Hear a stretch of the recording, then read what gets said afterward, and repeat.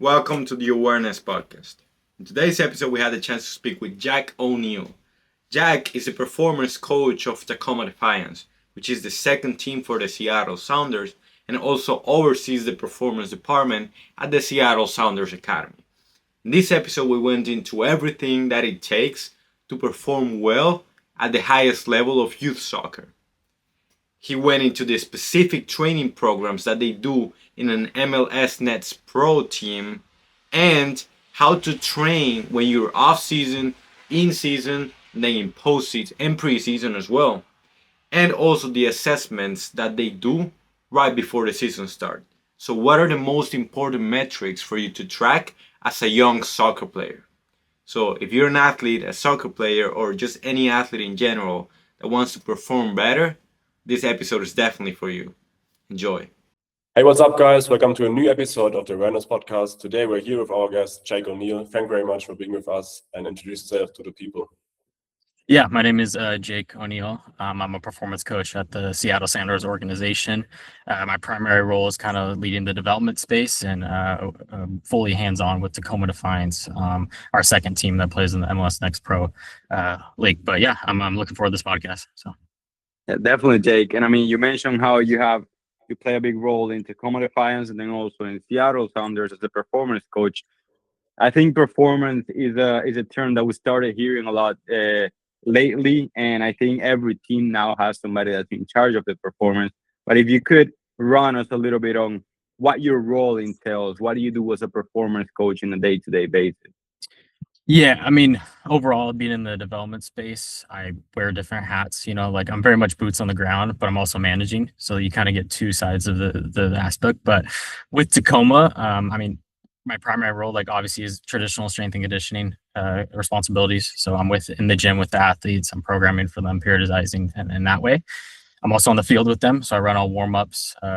Any top ups of conditioning that we have. I also am on the whistle during training. So like I'm running all the, in terms of like volume and like sets and reps, like I'm the one that is managing that. And that's like with collaboration with the coaches when we're creating session plans and like drill design. Because a lot of people don't think about like, a lot of the fitness we get is through the drills that we manage. And so I'm a big part of that as well. And as well as like the data side of things. So being the sports scientist, managing the data with the GPS, all our readiness testing, like wellness, different things we use to monitor players throughout the course of the season or like a day-to-day basis. And then probably last one is just like long-term return to play, so RTP, when our players are done with the PTs or like they're going through the first phases. I mean, my job is to collaborate with them and make sure they're integrated into the team like efficiently and safe as possible. But yeah, I mean, most of the time, like I said, integrating the technical and tactical side with the physical, and like that's the primary objective. From like an oversight perspective, I kind of see over the academy a little bit, and it's a way for me to build up like my leadership qualities that I'll need eventually. So I mean, I look over like two academy performance coaches, Angus Beer and Katie Kruger, and my job with that is just pretty much aligning it from like the first team down to our academy, and I'm like that bridge piece. So make sure our like philosophies are aligned, our systems are aligned, we're all doing the same thing, we're managing the same systems, and we as a club have a lot of players that move up and down. We have a big player movement, and so we want to make sure that like from a physical perspective, we're on top of that as well. So ultimately, like communication with the other performance coaches as well as the staff, and aligning medical performance, us, and then like technical, like across the club. But yeah. Definitely. And I mean, it sounds like you touch a lot of different areas, all the way from the data gathering, the data, the assessments, all the way to the day-to-day operations that you put together based on that data that you get. But then also kind of like bridging that gap between the pro team and the academy and making sure that everything in terms of performance is in place. I want to touch on that point on testing that you mentioned, on data gathering that you mentioned. I think for you to come up with a program to periodize the athletes throughout the season, you first need to have some information beforehand, right? So just wanted to ask you, how does that process work in Tacoma Defiance, in Seattle Sounders? How do you gather data, and what type of data are you gathering? Yeah, I mean, there's different profiles that we try to get from our the data that we get. Every player goes through a preseason physical or preseason testing that we use pretty much as like a baseline for the rest of the year. From first team down to the academy, every player gets the same testing battery, so we can kind of compare, obviously, kind of contrast between the players and as well as within their teams. From a gym standpoint, we pretty much have like four main primary testing protocols we use. So we use, obviously we use so we have Vault Testing, which is the company. And so we have a Nord board for them. So we do Nordics with them, eccentric Nordics. We do velocity based Nordics to get some type of output, and we do ISO 30. So different joint angles where the hamstrings are working through flexion. And then as well as we use the force frame, which is a groin squeeze device that you can have you put your knees in and you squeeze it and it tests the adductors. So we do that. We have to do that at different angles. So we do that from a 60 degree to a 0 degree, as well as also hip abductions. So testing the glutes. We do a quad test as well with our dynamo, our true strength, get a quad extension. But that's like a basic profile that we do every week from a testing standpoint. And we're trying to see like how much force they can produce within those. The academy teams do actually more testing. They have like a movement literacy testing that they do weekly, so make sure they're moving progressively in a form of fashion throughout the year. So that's making sure players can squat, they can hinge, they can lunge, right? Push, pull, all the basic movement patterns. Can they brace? And we're looking at different like metrics within those. We also do jump testing. So whether that's a broad jump, single leg broad, some of our return to play athletes that have injury history, they might do a triple hop. So we can get some baseline testing with that. We do CMJ testing as well on the force plates. So we do a counter movement jump, single leg. And we've also played around with like hop tests, just trying to think, drop jumps. Sometimes with goalkeepers, we've done like a push-up test with them. So different things with like that. We do grip strength with the goalkeepers as well. Yeah, and that's mainly like in the gym. So, but on the field, we also have like sprint profiling as well as like we're looking at like aerobic capacity, right? So in the preseason, we do a 6-minute run with the players to see where they're at. And we might do that once or twice. Academy sometimes does that frequently throughout the year just to see if our fitness have improved, especially at the younger ages, under 15s. Like we want to make sure that they're becoming fitter, right? But we're blessed at Sounders to have I don't know if you guys ever heard of a 1080 sprint. It's a box that gives you, it's basically manual resisted sprinting. So you can do resisted sprinting over its speed stuff, what's pulling you in. It's almost like a traditional sled, but it's just a box that gives you like a wire that you can hook up to the athlete. And so with that, we can do different sprint or profiling. So we do what's it called, a force velocity profile. And it gives us different metrics. So the 1080 can basically give us like how much force the athlete's putting into the ground step to step, velocity of their runs, right? Power, we can look at acceleration, stride length, stride frequency, like literally anything you can think of, it can give you that data. And so we use that data to make sure, like we use it during the return to play phases, right? How much force are they putting in the ground? And you can do different tests, whether that's change direction, like I said, or 10-meter acceleration. You do 30-minute flies, and it gives you the same data. And so we take the force velocity profile, and it gives us basically their max theoretical force output and their max velocity output. So how fast they are. And we can get a slope of that line, and it can show us whether the athlete is more like force dominant. So they're using more like muscle fibers, or are they more velocity dominant or more tendon focused? So we can tailor our programming to what they actually are. And that actually comes though post the athletes have hit our standards and everything else. Like we need to make sure they're strong enough before we get into very specific aspects of that. I see. Yeah. Is that done for the youth athletes or like on senior or both?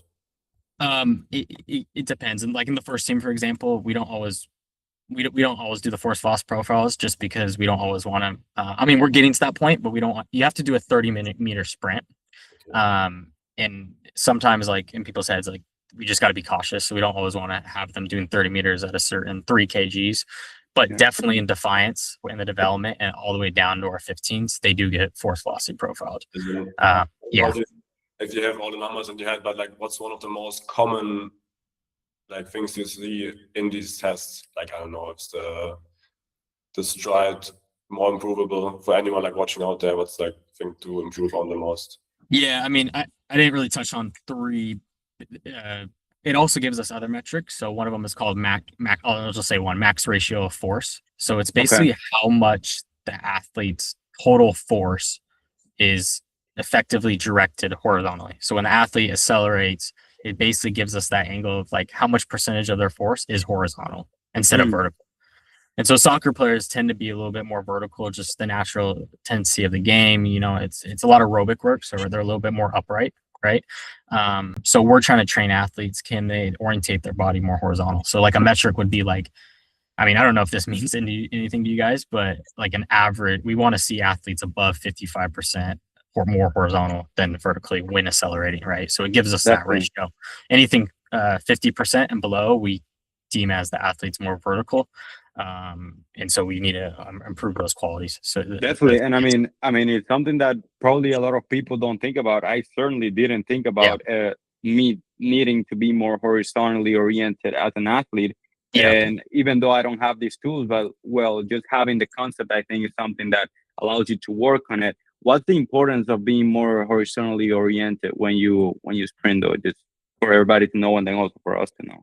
Yeah, I mean, it's all about like your attack angles, right? So it's like your joint angles so like the idea that we look at different landmark positions or joint angles when athletes are sprinting. And this is something like I'm personally getting into more, like, can I develop my coaching eye to see these things, right? Some of the stuff that the objective testing doesn't give you, right?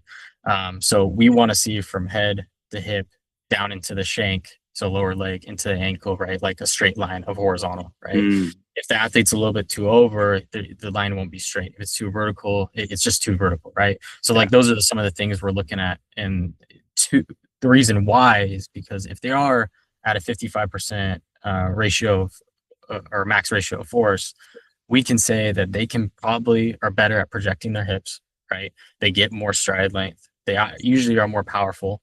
Okay, athletes are more vertical, usually don't have like the force or the strength to project their body into space. So that's like something that we look at is like if they are more horizontally dominant, right? Or if they can project their body, they're probably stronger. They're probably better at accelerating. And probably doesn't mean that the athlete's faster because they might be like faster just because they're faster, but they're not using their capacities to the maximum, right? If they are not in that, like, of course, it's not going to be perfect, but you want it to get as close as possible to that angle so they can utilize their capacities in a better way, right? Yeah. And that kind of gets into like the difference between being effective or efficient, right? An athlete might be very effective on the field. He might be fast. He might be strong, like but he might not be efficient, right? So like, you know, we're trying to fix these athletes. And it's also like a question of like, when do we intervene? Because they might be very effective, you know? So that's like why it's important to look at, like, obviously, like, are they getting hurt? Is there injury with these different movement patterns? Or can they produce better outputs with better movement patterns? So, Definitely, Jay. Oh, sorry. You can see videos like of Haaland sprinting, for example. Like he definitely doesn't have the perfect sprint technique, but he's pretty fast. And what would be like an actionable step for someone who doesn't have the 45-degree angle you just talked about, or about 45? Yeah, I mean, I think, I mean, for me, like the best way that I can teach an athlete, right, is to put them in different positions that they are producing that force at the angle, right? And that could be using just simple resisted sprinting, right? Where the sled or the cable, right, and the 1080s might be pulling their hips back. And so they're having to horizontal, like put their body in that horizontal way, because if they don't, they're not going to go anywhere, you know? So if they're too vertical and we load it up too much, they're not going to move. So they're going to have to create the attack angle at a shallower angle. So, yeah. And Jake, you mentioned a lot of the different tests that you guys do with Seattle and Tacoma. And I mean, guys, of course, have the ability to maybe do a lot of this. Guys have the infrastructure, the equipment, but just wanted you to come up with at least, like, I don't know, 5 tests that if you're a young athlete, a young soccer player, you should have an idea on how you perform in these 5 tests. Like it can be either in the cardio, like just in general, in any like just in anything area. Yeah, which ones would they be? Yeah, I mean, it's hard to say because if they're in our academy, we have all this technology. Are you asking more maybe if they're outside our academy? Yeah, definitely like Yeah. five numbers that if you only had those, you'd still be good to be able to program. Yeah. I mean, I think definitely probably broad jump is a good one, right? Where you're projecting horizontal. So like single leg broad or broad jump.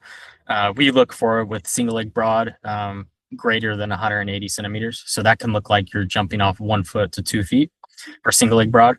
For double leg broad, probably around higher than 200 centimeters, especially for a young kid. Like that is a good projection. I mean, I think, and obviously just like basic relative fundamental movement patterns. Like, can you do push-ups? Can you do 60 push-ups? Right? Like, I think like a lot of kids that don't train can't. Can you do? Could be whatever the goal is. Maybe can you do 10 pull-ups? Right? Or can you do 20 dips? Like those are simple ways as well. Can you, if you have a 45-pound dumbbell, which is kind of like a basic dumbbell pounds that we use, can you squat a 45-pound dumbbell 10 times? Trying to think because sorry, here we use a lot of technology, so it's like kind of trying to revert my brain back to like what I did. Yeah, I mean, yeah, I think those are like probably 6 good things. But yeah, Like the whole thing is just trying before you get into like the deeper stuff. Just try to make sure that you have the fundamentals right. Yeah. So you're able to move before we're going into the 80-10 or 10-80. Sorry. Yeah.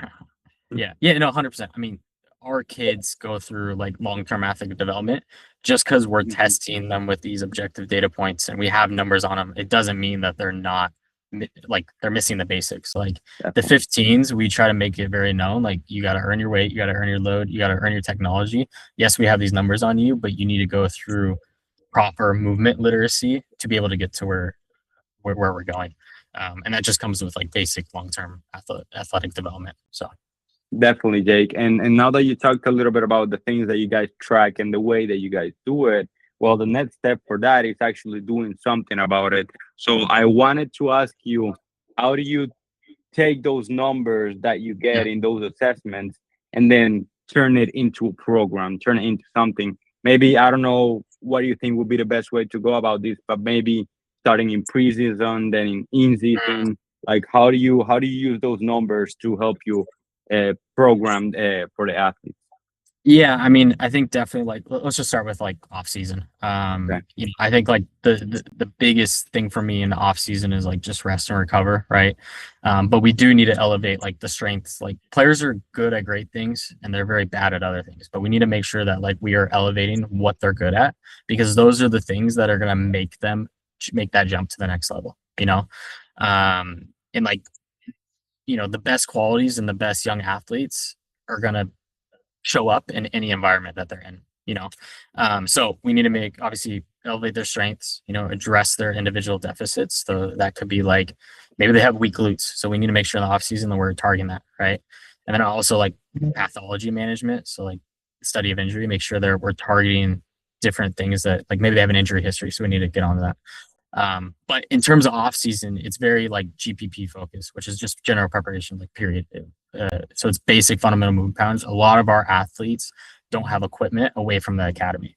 And so we need to make sure that like the program that we give them, they can do, and we try to also challenge them. Like, can you go work out with your friend? So there is like maybe a racing element of like maybe you're sprinting and racing against your friends. You're getting some type of output that they would get away from here. But the numbers that we have are usually based off the previous season. And so off season, we can't really do so much with that because they're not testing. But as soon as they get into preseason, we can test them and have a new baseline of where we're at. Right. I see. And preseason also is very GPP. So it's very general. Like we need to make sure that they're moving right. Even with Tacoma, when we get new players in, I don't really care always what the number says, like how strong their groin is or whatever. Those numbers matter mostly when I know they can move. So everything's very general. Can they squat? They hinge? Can they lunge? And can they do a push-up, pull-up? Right. Basic movement. Can they do 2-minute plank? Right.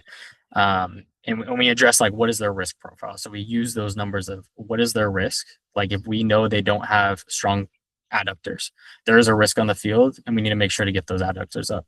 So as well, if that kind of makes sense. And then in season, Definitely. we use those numbers as well as to microdose specific, like targeted, like if an athlete has weak glutes, okay, we need to, maybe that's doing some heavy dumbbell step up to maybe target those glutes, right?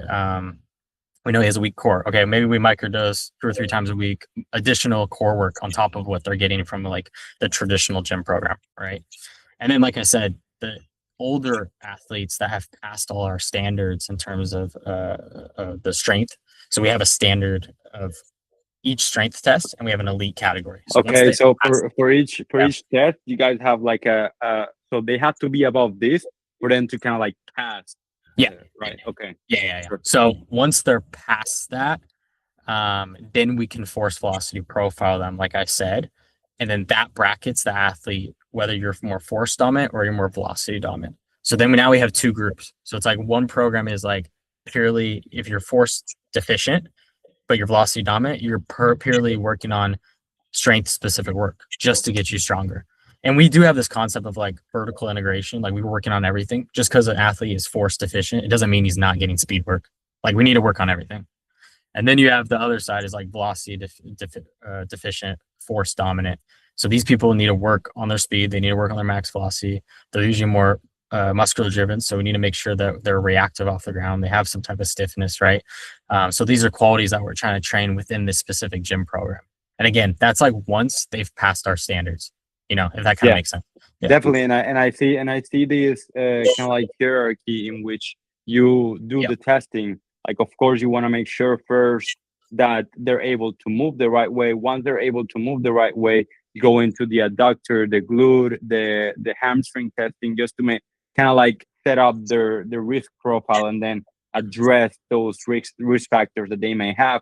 And then you go to this velocity profiling, in which what you're trying to see is if they're more force dominant or velocity dominant, right? Yeah. Okay, Jake, and I had a question regarding, because I think it's very, very important, testing the adductor, the hamstring, the glute, isolated, because some athletes may just think, oh, I'm just gonna hit legs. I'm gonna do a squat, which is definitely something that I thought about, but I didn't think about what could be some of the muscles that I may have underactive, overactive, that may be stronger than other ones. And I definitely didn't target them. So just wanted to hear your thoughts on why is it important to have each of these components strengthened the right way. And let's put an example, if an athlete has weaker adductors, what to do when, and what are some risk factors that come with it?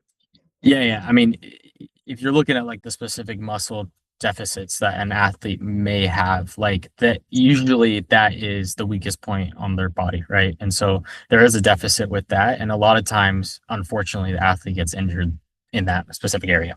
So, and hopefully we try to catch that early. So as soon as players come in, we try to make sure like, okay, they know we have weak adductors. We need to target that before something actually happens. Because when we build up volume throughout the preseason, usually they start feeling things, they start, things start acting up. And so we need to make sure we get on top of that.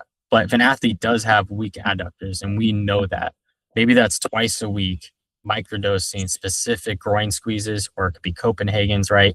And progressing the volume and intensity as time goes on. But I mean, those are 2 examples that we can do to make sure that we're targeting that specific area. And then hopefully after a couple of weeks, like right now, after we're getting out of preseason, we're into season, we start to see the adductors go up. And today was actually a great example. We had probably 6 athletes that were very much on the risk profile of having weak adductors, and today was great progress. So after 6 weeks of work, we saw probably a 10%, some of them probably 20% jump in what they were. And we do test every week, but most of the time, as we build volume through preseason, they actually start dropping their testing numbers because the fatigue, like the chronic fatigue that they're feeling. And then now that we're out of preseason and we can kind of taper a little bit before these matches, the athletes are a little more fresh, right? They're feeling ready to their numbers shoot up. So, but yeah, that answers your question. Yes, I had one question for, you mentioned the testing results. You have like a elite bracket. Do you also have a stamina test? Because I think it's always very interesting for the viewers out there, like having like actual numbers where they can orientate themselves to get on the elite level? Yeah, do you have like a specific exercise or like maybe, I mean, for example, we do like in terms of an endurance test, like all of our athletes need to build up to like a 2-minute plank. Like that's a good example of like a basic endurance test that we use. From other ones, like we've done single leg hip thrust, right? So they have to get 60 single leg hip thrust in 60 seconds. So they have to be off a 1 second count. We've done that in the past. I'm trying to think of what else we've done. I mean, that's probably it from an endurance perspective that I've used here. So, yeah. And that's already perfect answer already. And then for, let's say, endurance running tests, like, I don't know, 12 minutes. Yeah. So we do the 6-minute run always in preseason. So it's basically how many meters can you run in 6 minutes. So our standard is 1,600 meters. So like it's basically a 6-minute mile, basically. So that's like the standard. If you don't hit that, then you have some work to do to get fit. Majority of our athletes are probably around 1,700. 18 is very elite. Our athletes some of them are up there. I don't think I've ever seen an athlete hit 1,900 here, but there's definitely been some close. But yeah, because I've always done the yo-yo test for this type of testing, and I never got to do the 6-minute test, but I can imagine how tricky it might be, because in the yo-yo test you can kind of like regulate yourself with the pace of the speaker, but in the 6-minute I imagine those guys start all out because they're just trying to do it as fast as possible, right? Yeah, majority of them do have the fitness to hold a pretty good standard of speed throughout that whole run. I mean, you definitely have ones that also maybe push it too quick and then they die out. But majority of players have at least enough in their system, even in that last minute. Like we blow the whistle for the last minute, and they're taking off to try to get as much as they can in. And obviously, they feel dead after. Like, don't get me wrong. Is there any specific reason why you guys took the 6-minute test and not like half an hour run? Yeah, I mean, we think it's probably one of the easiest to like objectify and standardize through the whole club. Like we make sure to like rank all the guys, like who's the fittest in the club, who's the top 10, who's at the bottom, right? That's very important. And it also sets a standard for the academy kids as well, as like, Paul Rothrock got this in our first team. Like your job is to beat him, so it kind of builds a little competitive edge as well. But we with the GPS, we're able just to clip that time frame for the 6 minutes, and we can get an easy reading on where they're at, like how many meters did they get. So just using total distance. So definitely. And Jake, like continuing on that programming part of things based on the data that you already gathered, you mentioned how you guys are going out into the season, if I understood correctly. How does the approach change, they'd say, coming from preseason to now going in season, where of course you have the load of the games that you're gonna start playing? Like, how do you handle that? Yeah, I mean, I'll speak more like on the field type loading. I mean, every athlete has their own different load ceiling, like very individualized. We have players that come in that can handle very high loads, and we have players that can't. So it's like, how do you manage a whole team? So we get very individualized in terms of loading, but from a team perspective, like there's 3 layers. So there's overload weeks, maintenance weeks, and underload weeks, right? So, and I really believe in like underloading periodization, like in terms of load on the field, specifically more volume-based metrics. So that's like your total distance is a good example. For more of your intensity metrics, like high-speed running, which is any meter above 5.5, or your sprint distance, right, where we have it set as a certain speed, or ACL, decel, right? Those ones I believe in almost linear periodization. So when we go through preseason, we almost like wave load at the volume of how much they do within the sessions or the week, right? But we try to increase the intensity metrics to a point that they can handle. So, for example, week 1 could be like, okay, we're going to do 28K, 28,000 meters on the field, right? So all our drills, or even the game, everything that we did in that week is going to be 28K. High speed running though could be maybe as a team average, we're going to have 1,200 meters. Okay, so week 2, we might go to 30K for distance. We might go to 1,400 for high speed running. But I like to, like I said, I like to undulate. So we might on week 3 drop it down basically maybe to 28. But high speed running will still chase that. We'll still push it up. So we're building that intensity So I see. that's pretty much, I do that all the way through preseason, and we build up to probably 36K for total distance, probably more sometimes, for certain individualized players. And then we try to build up to, some players get 1,800 or 2,000, even more, 2,200 to high speed running within a week. But as soon as preseason's done, and usually we have, I really like a 5 to 6 week preseason, because you can build a lot of like cumulative load. Once we get out, we try to taper pretty quickly. So last week was week 6. We tapered because it was the first game, and the boys were feeling fresh.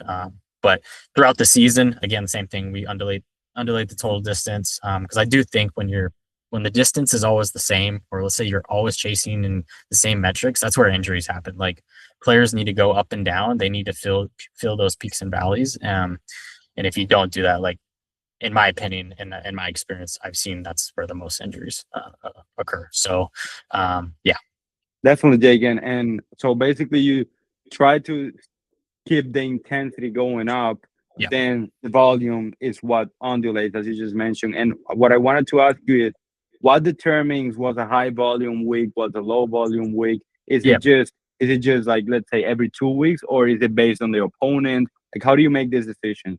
Yeah. I mean, it's based off all our like normative, objective data. So, I mean, on average, majority of our weeks are probably around 28 to 30K. And so, and also research as well. Like, we figured as our development, or Defiance specifically, anything over 30K or probably 32, we're really pushing that boundary of what an overload is. Players start to feel fatigued. They have soreness. That's where they start feeling pain. Usually around 28 to 30, they're pretty average. And then anything below that, they're flying. They're running hot. So you also have to understand, like, that's why we use wellness, right? They fill out questionnaires before every training session, like how much sleep did you get? Do you have any pain? How ready are you to train? Like, very subjective points, but it's a good touch point with the players to understand where they're at before the training session, because we might need to make like modifications, right? And we also use like readiness protocols. So it's basically like, we use the groin squeeze, so the force frame on the match day +2, so 2 days or 3 days after the game, and that gives us a good indicator of how the players are feeling coming in. So that's all based off that. So but yeah, like I said, it's based off like our normative data, and as well as like research. I see. And you mentioned game day -2 just there, and I wanted to ask you, now that we're talking about the way in which you program for the players, I mean, if you're able to disclose it, like, how would a normal week in the training of a player at Tacoma Defiance look like? Let's say now that you're going into season. Yeah. So I'll kind of talk about field and the gym, how that lines up. If you can talk about both aspects. Yeah, and I'll speak a little bit on the academy too, because the academy is slightly different. But with Defiance, we always try to do a 4-day lead-in. So it's basically, if you have a game on Saturday, let's say you have a game on Saturday, Sunday's off, Monday's off, or a recovery session. So we might bring the players in to do a recovery, or we might flip it. So maybe after the game we do a recovery, and then the next day's off. We always try to give them 1 to 2 days off, and then we do a 4-day lead-in. So on the match day +3, so it's 3 days after the game. They have a game Saturday. That would be the Tuesday session, would be an intensive session. Okay, so what that means is very small-sided. The drills are very small-sided. We do a lot of defending-based actions, right? So we're getting a lot of accelerations, a lot of decels. There's a lot of metabolic load. And distance is probably anywhere from 3 to 4.5K. That is our upper body day as well. So with Defiance, we do our upper body day as well, and we try to push like more of like absolute strength, bench press, like things that like can get them really firing for the week. On our match day -3 is our extensive day. So this is our large day. It's all our large sided games, maybe bigger possessional type drills. We also do majority of our high speed running, a lot of sprint distance that day. So it's a big day. It's like almost we're trying to mimic in some capacity a game load, right? And that could be anywhere from 6 to 8K on the field. And this is our lower body day. So this is where the majority of the biggest hit a lower body is 3 days out from the game. Match day -2 is more of a tactical reactive speed session. Coaches like to do a lot of tactical work that day. So we might do a lot of situations. It's usually around 40% of a game load. So about 4K. And then this day, it's another upper body day. So we do some type of calisthenic. Maybe it's more calisthenics based. We do, if players didn't have any deficits, whether it could be groin or maybe a abdominal base, we do it on that day as well. We try to push them that day as well. And it's very microdose, right? Especially in season. On our -1, it's our match prep session. This is just a taper. It's usually 2 to 3K. And this day we do always like a post activation potentiation type lift. So basically that could be some type of like dumbbell jumps, trap bar pulls, or whatever phase of the season we're in.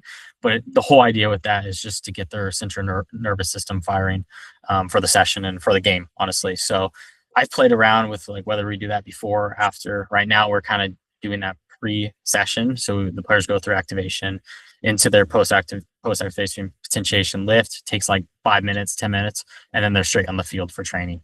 And like I said, it's like 2 to 3K, super light, do set pieces at the end, call it good.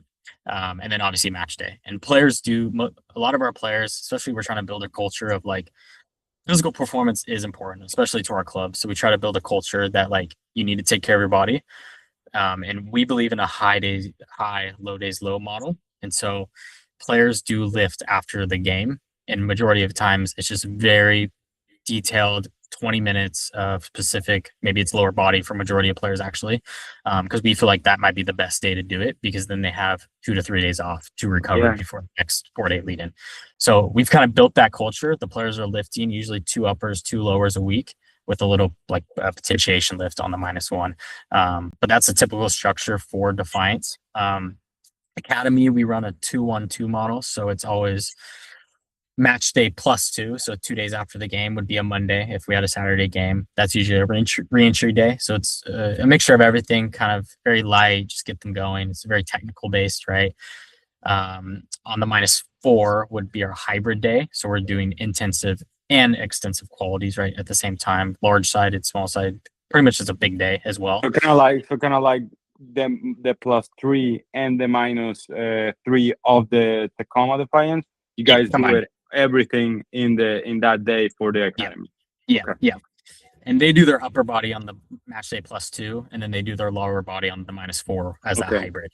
So and then the academy always takes the -3 off. We do that because we try to push them early in the week as much as possible, and it allows us to kind of get a recovery effect going into the taper for the match. We've found that to be the best from like almost like a physical standpoint, as well as a technical and tactical. Like you're almost offloading them from all those perspectives leading into the match, or the 2-day lead in. So we always take the -3 off. -2 is the same thing, tactical or reactive speed. It's a little bit higher than Defiance. They might build up to anywhere from like 4 to 5K, where Defiance usually sticks to 4K. They do another upper body, and then same thing on the -1, they do a potentiation lift. And on the game day as well, they have a lift post training. So yeah, so it's pretty much the same structure, just slight differences in the periodization. Yeah, the main difference is that 2-1-2 that has that. I mean, at the end of the day, you're putting the same amount of sessions and the same amount of rest. It's when those rests go. And I wanted to, because you mentioned post-activation potentiation, which I think is a very, very interesting concept that not a lot of people have knowledge of. I certainly didn't when I was at the academy, when I was younger playing. What, if you can explain to like guys watching, what is it and what's the importance of it and how to do it? Because you mentioned it will be only around 5 to 10 minutes, so it wouldn't be a whole session, but like what goes into it? Yeah, like pretty much the compass of that session, it's very low volume, but the intensity is very high. So it might be a pretty heavy, or we might be in maybe it's a strength speed or power or speed strength zone if you're looking at like the force velocity curve, right? Where you're pulling heavy weight, but you're doing it violently and fast. So like that's the idea. And what that does, it increases central nervous system output. So we're not trying to fatigue like the muscles, right? We're not trying to like take away the tissue, right? We want to build up their central nervous system and make sure they're feeling good. And so a lot of times they might do like whether that's a trap bar pull for maybe like 2 sets of 3 reps. And then they go do a dumbbell jump, or they might do assisted jumps. And usually after 2 or 3 sets of that, they're like, oh, I'm feeling on fire. I'm feeling hot. Like I feel good, And that's like a great way to kind of describe it and like get them going for the session, because they're going to come into that -1 session feeling ready to go and like on fire. Like I use the concept of running hot. Like I want to make sure that they're like feeling the best they can from a physical standpoint. And it's kind of like, if you have like before a game, you're listening to music and you're really hyped for the game. It's kind of the same way, instead of mentally, more for the body though. And it gets them firing. So Definitely, Jake. And I wanted to ask you, because you mentioned how both systems for the academy and for Tacoma Defiance are very similar, but why the difference? Like, why for one you would put 2-1-2, and then for the other one you would do the 4 days in a row? Yeah, I mean, it also, like, we want to basically match first team as much as possible because of our player movement for a 4-day lead-in. First team does a 4-day lead-in.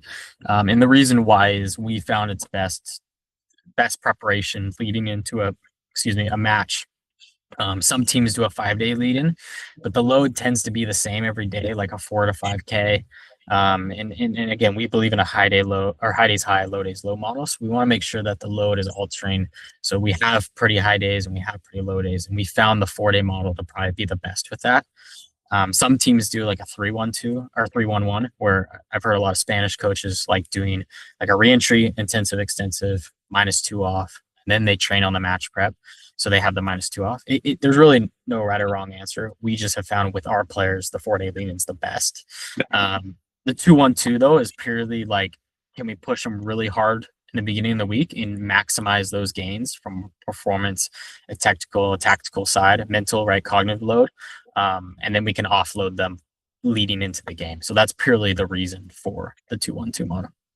I see. And Jake, I mean, you also, as we mentioned before, you're in that interesting transition from young athlete to the senior level. So I wanted to see from your perspective as a performance coach, what are the main like eye openers that you see the young athletes have when they go to the senior level, to the pro level? Like what are those main eye openers, those main mistakes that young athletes make, or probably the things that they're lacking when they go to that level? Yeah. I mean, I think definitely like the training density. A lot of times we talk about like volume and intensity of the training sessions, but first team training sessions are very dense. Like they don't have much time in between getting water. Like it's very much like we're getting this done and we're doing it as efficiently and quick as possible without compromising the session. So when players come into those environments, like they have to almost react to like how much they're doing in a really short amount of time. Where like sometimes with the academy space or the development space, another thing too is they're always, we're trying to build principles at that age, right? Like our coaches are trying to teach them principles. So there might be a little bit more stop and play. Where in the first team, it's a lot of it, majority of the time is like consistent playing time, right? Because they're also trying to they believe in a lot of fitness hits as well. Like we use small-sided games, large-sided games to get that aerobic or a metabolic load that we're looking at. I think so. Yeah, training density, definitely. I think speed of play is another one. If you're not consistently playing at the highest level, then the speed of play is going to be hard for you to read the game. I mean, that could even be as simple as I'm a center back, ball gets played in behind. How do you react to that stimulus, right? So that's another shock, I think, to the system. And then the last one, probably just professionalism. Like young players do not realize how much that goes into your body, your sleep, your nutrition, like even like in the gym, like what it takes to have great execution, maximal intent. Like those are things that we really try to push. Like you need to do everything you're told to do and do it as maximally and perfect as possible, right? Those are the players that make it, We just had a player, Obed Vargas, that signed with Atletico Madrid in Spain from Seattle Sounders. That's a great accomplishment, not only for Sounders, but for the league as a whole. And everything I've heard from this kid is every day he did what he was told and he did it right and he did it as the best as possible. And that's really what it all takes, As well as your recovery, like, do you have a recovery routine? Like, I think that's a simple thing players neglect, I think sometimes you can do too much recovery where it become almost like an idol and now you can't play without it, And then also last one is like, are you coachable, right? I think players, like, can you accept feedback? Are you willing to adjust those habits do you have a growth mindset? I think those are big things that players miss and like is the reason why they don't make that jump into the professional environment. Because realistically, a lot of our players are very similar, technically, tactically, like they're very similar, but it's like those smaller details that make that jump. into the first team environment. Definitely, and I think what you mentioned was very important about doing 100% in every aspect. I another coach that we had on the podcast, he mentioned that people think that giving 100% is just pushing hard, training 5 hours a day, and doing with the highest intensity. But then you can also do your 100% in your recovery.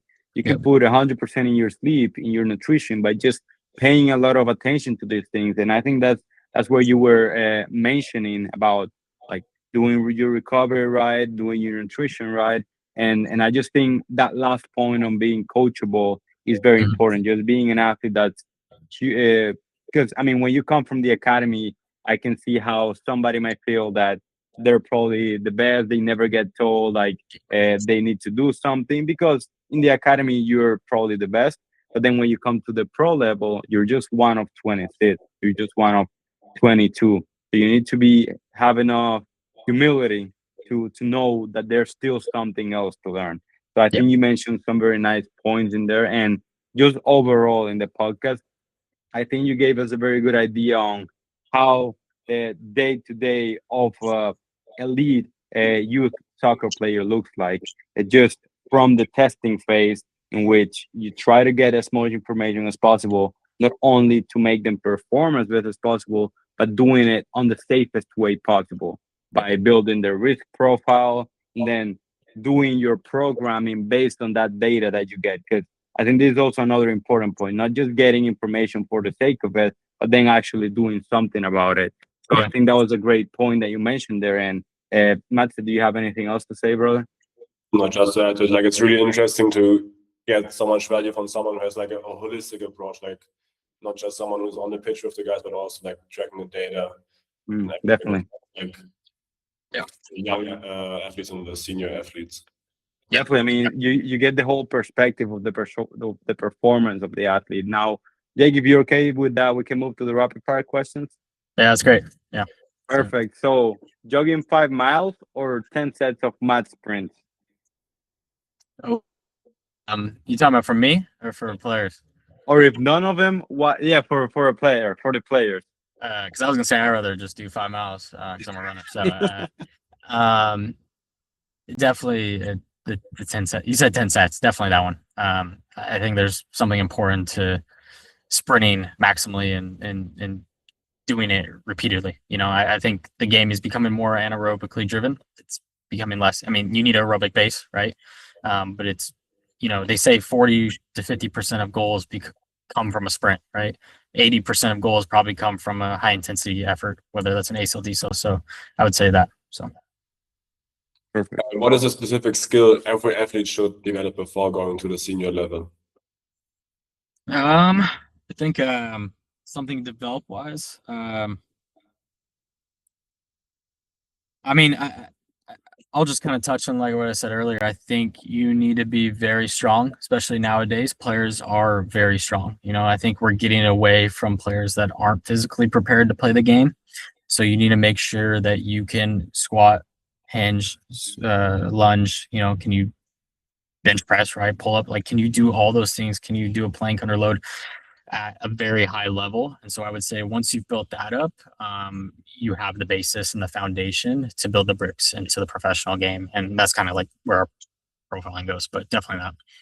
I have one personal question, because like when you see like Vinicius Junior or Neymar, when they play, like I couldn't imagine them like hitting a squat now. But do you have like maybe a similar player, like do those like tiny people also like they're still doing the weightlifting? Because like there's like a saying like, oh, I play football, I don't have to train legs. Yeah. Are you asking like one player? Like, I mean, I actually seen programs. I don't know if I could say maybe one player, but I mean, definitely like some of the top clubs in the world, AC Milan, right? You know, I've seen videos of Man City getting after it, right? Like, you can't tell me Holland doesn't do something, you know, like players, and it also depends on the culture as well. Like for example, a lot of Spanish clubs they do a lot of machine based stuff. They don't do a lot of free weight based stuff. So, I mean, there's pros and cons. Like just because you're not like our job is to predict what the game's going to be 10 years from now, right? And so the game right now is totally different, right? The game is becoming more physical. And so a lot of these veterans or senior players that think, oh, I don't want to hit lower body, it makes me sore. Or if I don't want to do that, like that's okay, because that's where the game is right now. But it's only players are only getting stronger, they're only getting faster, and only getting bigger. So it depends on the system, it depends on the department that you have and the culture that you're in. But there's specific programs. I mean, I've even seen like Bayern, a lot of German clubs, right? Bayern Munich, Dortmund, they have good performance departments that really value the physical side of the game. And that's why you see a lot of players when they go to Bayern Munich, they usually get bigger, they get stronger. But it's what they value. Here at Sounders, we value that. And a lot of our players, they look athletic, they're athletic, and usually they're strong. So, yeah. Yeah, I mean, if you look at Vinicius Jr., like if you actually look at his Instagram, a lot of the posts that he does is him in the gym, like doing squats, which is something that you wouldn't imagine for somebody like a skillful player. Yeah, Think, oh, it's just talent. He doesn't train that much. Yeah. But is that they actually put the work in. And Jake, supplements, like which ones do you recommend to the athlete, if you recommend any, and which ones do you see them taking that you don't necessarily recommend them? Yeah, I think like a big one is, a lot of people have a bad rap with creatine, but I think it's the most studied supplement, more than just simple protein powder. I think an athlete that is on creatine, that to me, what I've found is specifically in our environment, we can't give it to a player, but if they come to me and ask me for nutritional advice, again, I'm not a nutritionist. I can't give these 100%, but I found creatine to be a very efficient supplement that players can take, and it's very simple. Throw it in your water, throw it in protein shake, and it increases available ATP in the body. So you're getting some type of output with that, as well as a lot of players don't hit their protein requirements. We found that in our club specifically. So we provide players with protein shakes post gym. So they get 25 grams of protein post gym. Some players I let have 2, so I let them take 1 home, so they can get enough in the day. And as well as I'm not a big supplement guy. I think supplements are very useful when you do the right things. If you eat well, you eat a breakfast, lunch, dinner, very balanced diet, then we can talk about supplements, whether that's adding magnesium, right? Or maybe that's adding omega-3s. I think even just a basic multivitamin for most people, it's as simple as that. So. Yeah, definitely. I think there's no point in going to magnesium if you're not even getting the right amount of protein in a day, right? Yeah. As you mentioned with training, you first need to get the fundamentals right to end the ride of trying these new other things that, of course, are beneficial, but they're not going to be if you don't you're not going to recover well doing foam rolling if you're not sleeping well. Yeah, 100%. You got that right. Perfect. And Jake, what do you think is the biggest gym misconception in soccer? Soccer. Probably just that I think soccer players are allergic to being sore.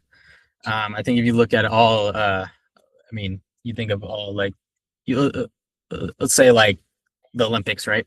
Very CNS, very driven. They're peaking for these big tournaments, but to go through that, they had to be sore. So that's why they don't want to hit lower body. A lot of soccer players, they even after games, it's a big culture shock when a player comes out in our environment and they're like, "You're telling me I have to lift after a game?" Yeah, you have to you lift after a game, but we're gonna do it right. We're not gonna kill you to max effort. We're not gonna go to failure. A lot of it's basic isometric work or things that we can very specific targeted areas. So I think like I said, players are allergic to lifting, specifically in soccer, and that's why it's important within a development space to build a culture that that excels in that area, and they want to lift. Our players want to lift at the end of the day, and that's what we're good at, is building those players up. It's great, Jake. And you've talked about so many important things. You gave a lot of good advice, especially at the end of the main section. But if you could leave the young athletes with just one piece of advice, which one would it be?